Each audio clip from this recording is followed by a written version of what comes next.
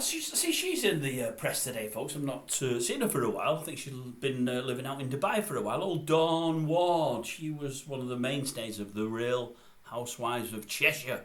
I would suggest for the first few seasons, the main one there. She definitely garnered more column inches. Anyway, they finally got rid of the home, WARFORD Hall. If ever you've seen that show, you'll know what it is. You'll know what it's called. She never used to call it the house or the home or anything else. She used to draw it like a gun. She used to call it WARFORD Hall at every moment. Every four or five times every show, she'd mention WARFORD Hall like it was something really special. It was, by the way, a nice big property. But yeah, she drew it a bit like...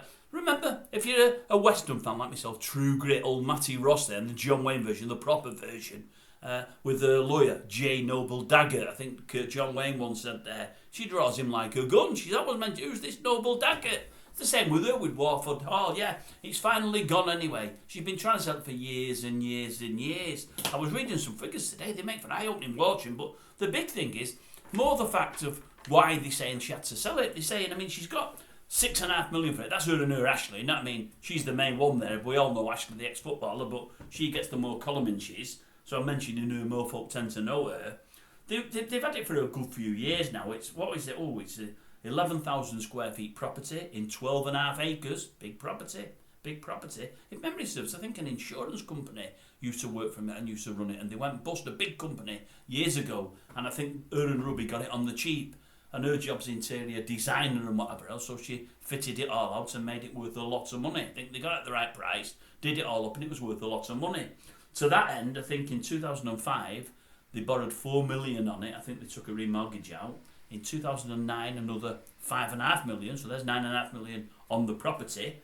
And in 2015, they say the property was used as a guarantee for a loan from the billionaire, John Caldwell. Now, he's the guy with the biggest home in London, or the most expensive home in London, I think. Did he have the phones for us or something like that at one time, or Carphone Warehouse? I think he had one of the mobile companies, done very well for himself.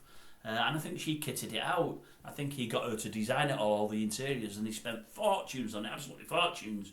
But anyway, they've been trying to sell the property for many a year now, and the press are saying the reason they've had to sell it is because she's got about 4 CCJs against her for about 60 odd grand. Is it 60 odd grand? 62 grand in 4 unpaid bills. The biggest one's to Close Brothers, I think. But anyway, 62 grand they're chasing her for. They're chasing their Ashley for 400 quid somebody here, so there's 5 between them. And that's why they said they had to get rid. Now, that sounds a bit strange to me. But anyway, the property sold for about 6.5 mil. They put it on the market. When did they first put it on the market?